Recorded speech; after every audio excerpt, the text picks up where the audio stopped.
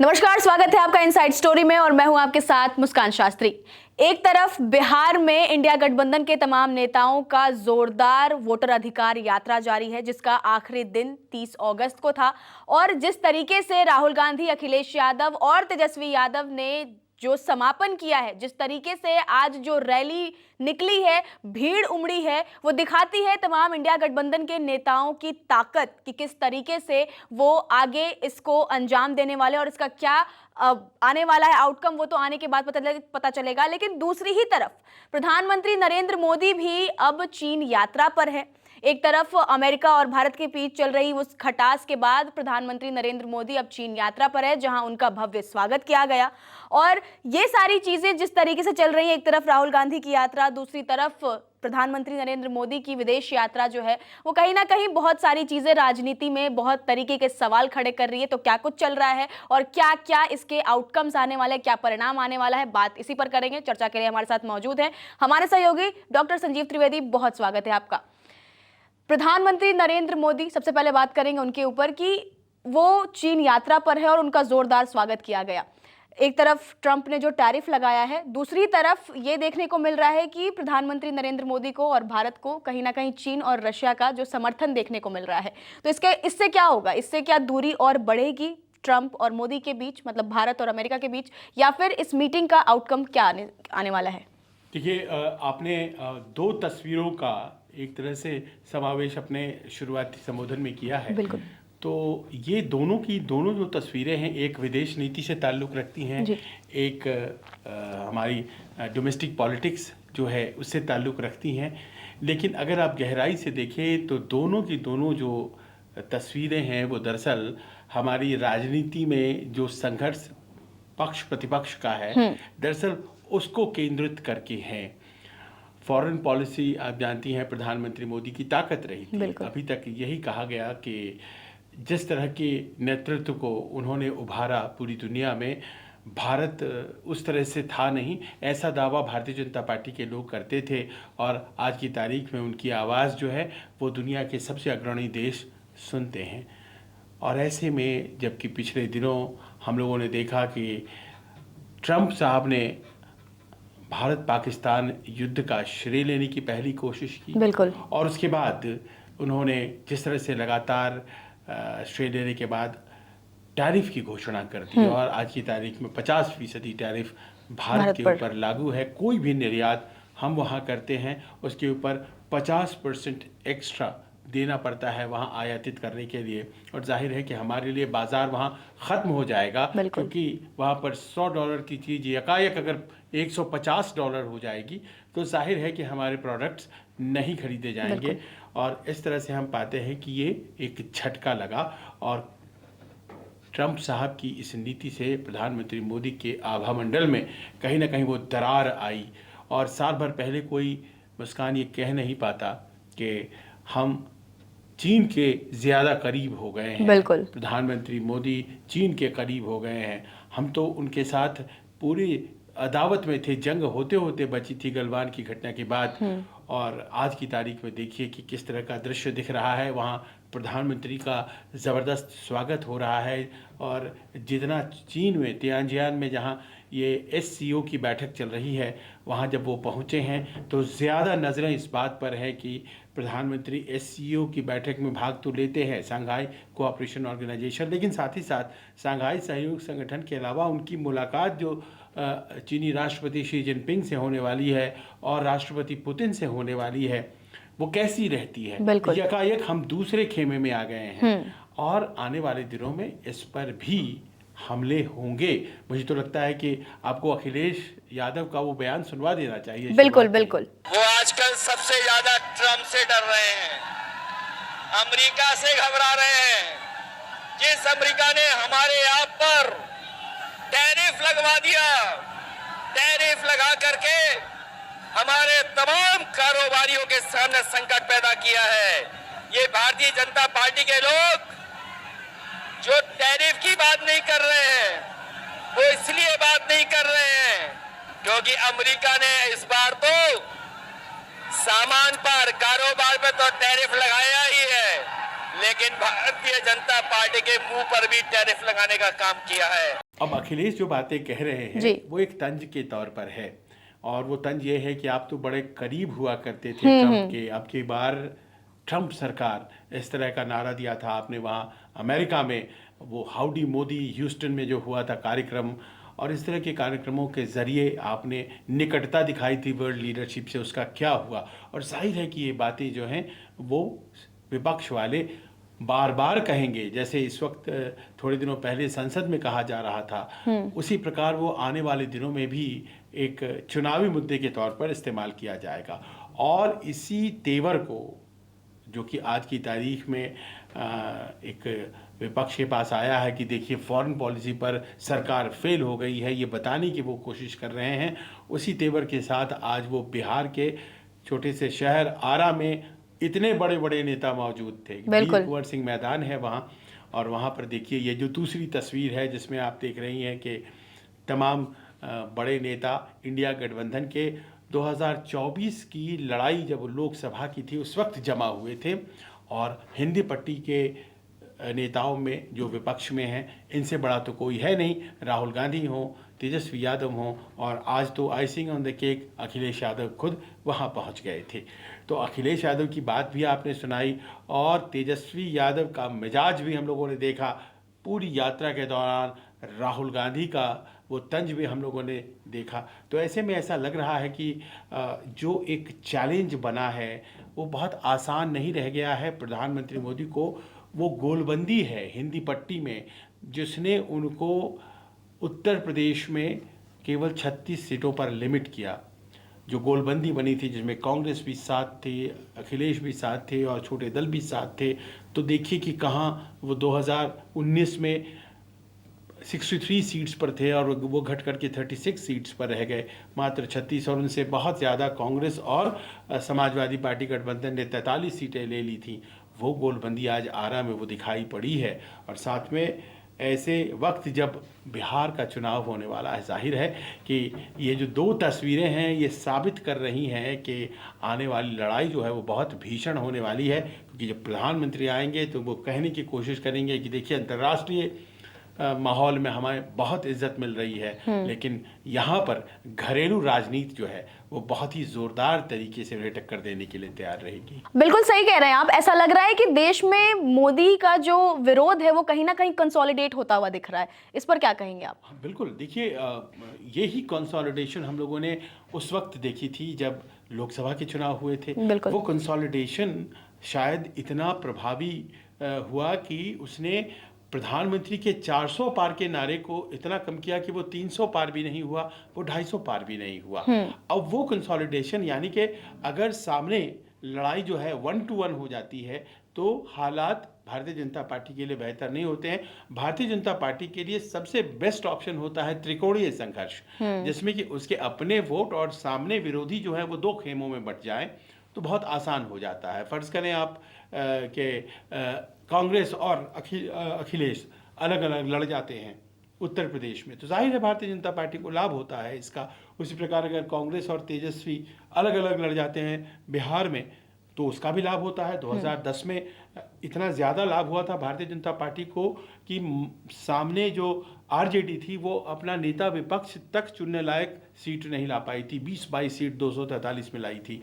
तो आप ये समझ लें कि ये जो एका है, ये कंसोलिडेशन जो है, ये तो चिंता का सबब है ही भारतीय जनता पार्टी के लिए, और उसे एक नए तरीके से सोचना पड़ेगा। हाँ, ये अलग बात है कि लोकसभा चुनाव में तमाम कंसोलिडेशन के बावजूद बिहार में तेजस्वी यादव अच्छा नहीं कर पाए। उन्हें बमुश्किल 4 या 5 सीटें ही मिली, पर वोट परसेंटेज अपने आप में ये साबित करता है कि कहीं ना कहीं वो लगातार टक्कर दे रहे हैं। और कुछ भी अगर मान लीजिए फ्लोटिंग वोट होता है, जैसे जैसे समा बंध रहा है, उसमें बहुत से लोगों को अगर ये लगता है कि नहीं बदलाव की ज़रूरत है, तो हो सकता है कि कुछ वोट अगर ट्रांसफ़र उनकी तरफ होते हैं तो इतना करीब से वो हारते हैं कि वो जीत में परिवर्तित हो सकता है। लिहाजा ये आकलन बहुत ही सटीक है कि ये जो कंसोलिडेशन है, whether it is in UP और इट इज़ इन बिहार, ये अपने आप में बहुत ही चिंता की बात भारतीय जनता पार्टी के लिए है, क्योंकि कंसोलिडेशन में हमेशा वो थोड़ा टाइट फील करते हैं। ये बात इसलिए भी अहम है कि एक तरफ जिस तरीके से विपक्ष का विरोध रहा है उसको देखकर ऐसा लग रहा है कि एनडीए में कहीं ना कहीं असंतोष की स्थिति पैदा हो रही है। जयंत चौधरी केंद्रीय मंत्री हैं और आरएलडी के मुखिया भी है। जरा पहले वो सुना देते हैं कि वो क्या कुछ कह रहे हैं। मैं जो कुछ हूँ आपके लिए हूँ, सीधी दो टूक बात कह रहा हूँ। जब आप कह दोगे जैसा आपको लगेगा वैसा ही निर्णय लेता आया हूँ, वैसा ही निर्णय लूंगा। धन्यवाद। जयंत चौधरी कह रहे हैं कि आप जैसा कहेंगे हम वैसा करेंगे। वो मतदाताओं के बीच जाकर, जनता के बीच जाकर ये बातें कह रहे हैं। इससे कहीं असंतोष की जो एक भावना है वो देखने को मिल रही है। क्या कहेंगे इस पर? जयंत चौधरी को जितना मैं जानता हूँ, बहुत से नेता ऐसे होते हैं या बहुत से ऐसे लोग होते हैं, वो बहुत एक्सप्रेसिव नहीं होते हैं, वो बस काम भर बोलते हैं। बहुत सी बातें आप उनके बोलने से समझ जाते हैं। जयंत चौधरी ऐसे व्यक्तित्व हैं, वो बहुत ज़्यादा आप उनको बोलते हुए, बाइट देते हुए, इंटरव्यूज़ देते हुए नहीं पाएंगी, लेकिन अपने मतदाताओं के बीच, और उनके मतदाता कौन हैं? पश्चिमी उत्तर प्रदेश के ख़ास तौर पर जाट बहुल के क्षेत्र में उनकी अपनी पकड़ है। जो जाट मतदाता हैं वो उनके सपोर्ट बेस हैं, वोट बैंक हैं।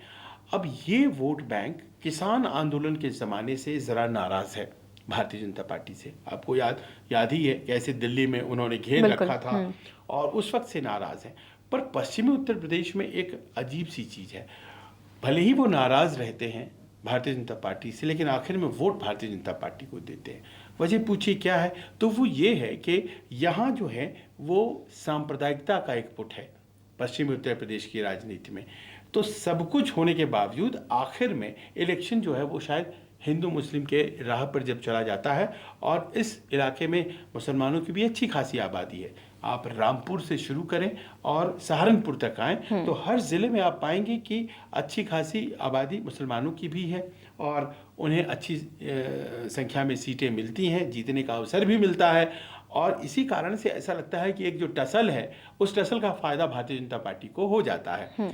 जयंत चौधरी समाजवादी पार्टी के साथ थे 2024 के चुनाव के पहले, वो भारतीय जनता पार्टी के पास चले गए। आपको याद होगा वो कैसे चौधरी चरण सिंह को भारत रत्न की उपाधि उन्होंने दे दी। मोदी जी ने बहुत तारीफ भी की और सरकार ने उन्हें भारत रत्न की उपाधि दे दी, और उसके बाद से देखिए सब कुछ बदल गया। लेकिन उसके बाद आपने जो अभी सुनाया, ये सुन के मैं हैरत में हूँ। आखिर क्या बात है? चलिए, यूरिया को लेकर के किसानों की शिकायतें हैं, पर जिस तरह से उन्होंने प्रतिक्रिया दी, बिल्कुल, कि मैं आपसे बाहर नहीं हूं और आप जो कहोगे मैं कर दूंगा। मतलब कि आप अगर मुझे छोड़ने को कहोगे तो मैं छोड़ दूंगा। क्या इस तरह की स्थिति आ गई है? क्या ऐसे लोग बोलना शुरू कर चुके हैं? क्योंकि पिछली दफ़ा जब बहुमत में अपने दम पर थी भारतीय जनता पार्टी, साल 2014 से 19 और 19 से 24 तक, उस वक्त तो हमने ऐसी कोई लाइन नहीं सुनी थी। बिल्कुल। और अचानक से आज इनके पास तो मात्र 2 सीटें हैं, और 2 सीटें लोकसभा की है, और 2 सीटों वाला जो नेता है उसे मंत्री भी बना रखा है। तो शिकायतें भी नहीं होनी चाहिए। राज्यसभा भी भारतीय जनता पार्टी की मदद से मिली है जयंत चौधरी, लेकिन उसके बावजूद भी ऐसे वो कह रहे हैं। तो कहीं ना कहीं जब आप खुद कमज़ोर होते हैं तो उस वक्त इस तरह की स्थितियां आपको फेस करनी पड़ती हैं। इसीलिए मैं कह रहा हूं कि जो फ्रंट है, जैसे फॉरेन पॉलिसी फ्रंट पर झटके लगना, अपने सहयोगी के द्वारा इस तरह की बातें की जानी, ये आपने बहुत अच्छा संकेतक नहीं है। ये साबित करता है कि कुछ गांठें हैं जो थोड़ी थोड़ी ढीली पड़ने लगी हैं क्या, और जयंत चौधरी की बातें उसी ओर इशारा करती हैं। दूसरी तरफ जिस तरीके से विपक्ष ने इतनी बड़ी यात्रा निकाली और गली गली जाकर नारे लग रहे हैं वोट चोरी को लेकर, इसी पर जो भी राहुल गांधी का प्रहार था वो अब सड़कों पर उतर गए और बाकायदा अब वो खत्म होने वाली हो यात्रा, उसका क्या असर पड़ सकता है? जिस तरीके से लोगों का सैलाब उमड़ पड़ा उनकी यात्रा को देखकर, और जिस तरीके से लोगों का समर्थन मिल रहा है उन्हें, क्या देखने को मिल सकता है आने वाले समय में? आप देखिए कि करीब 1300 किलोमीटर, 110 सीटों पर राहुल गांधी, तेजस्वी यादव का जाना, घूम करके, और देखिए समापन अभी सोमवार को होना है, जब वो मार्च निकलेगा पटना के गांधी मैदान से अंबेडकर चौक तक। तो ये सारी जो चीज़ें हमने देखी पिछले एक पखवाड़े में, ये कहीं ना कहीं कांग्रेस को एक मजबूत किरदार के तौर पर बिहार में स्थापित करता है। वो बहुत मजबूत नहीं हो सकती है, हम सब जानते हैं, बिल्कुल। क्योंकि उसकी ज़मीन कमज़ोर है वहाँ पर। लेकिन जो उसकी भूमिका है वो इस यात्रा के बाद मजबूत होगी। राहुल गांधी जब भारत छोड़ो जोड़ो यात्रा करके आए थे, उस वक्त आपने देखा उसका एक लाभ हुआ, लोकसभा चुनाव में सीटें बढ़ी। इस तरह के यात्राओं से लाभ तो होते ही हैं। जब आप लोगों के बीच जाते हैं, उनकी बातें सुनते हैं, लोग बाग आपसे मिलते हैं, तो उसका एक अपना स्पंदन होता है ज़मीन पर और उसका लाभ होता है। कांग्रेस आज की तारीख में एक मेजर प्लेयर है और पहली दफ़ा बिहार में ऐसा लग रहा है कि भारतीय जनता पार्टी के खिलाफ अकेले तेजस्वी नहीं खड़े हैं, राहुल गांधी भी उतनी ही प्रमुखता से खड़े हैं, भले ही पार्टी तेजस्वी की बड़ी है।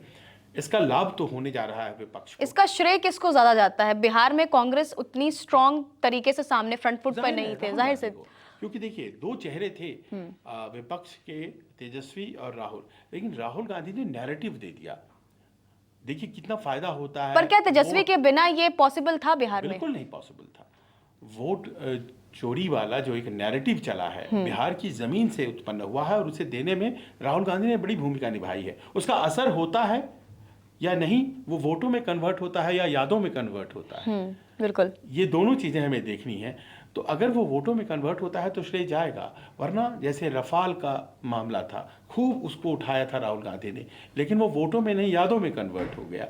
तो ये कन्वर्शन कितना महत्वपूर्ण है, बहुत अहम एक किरदार ये बात हो जाती है पूरे इलेक्शन में कि क्या ट्रांसलेशन हो पाता है। इस तरह की जो हमें फ्रेंजी दिखाई पड़ रही है, जोश दिखाई पड़ रहा है, ये अकेले भीड़ कांग्रेस की भी नहीं है और ये अकेले भीड़ तेजस्वी यादव की भी नहीं है। और ये जो कंसोलिडेशन है ये कितना नुकसान पहुंचाता है, ये बात अहम होगी।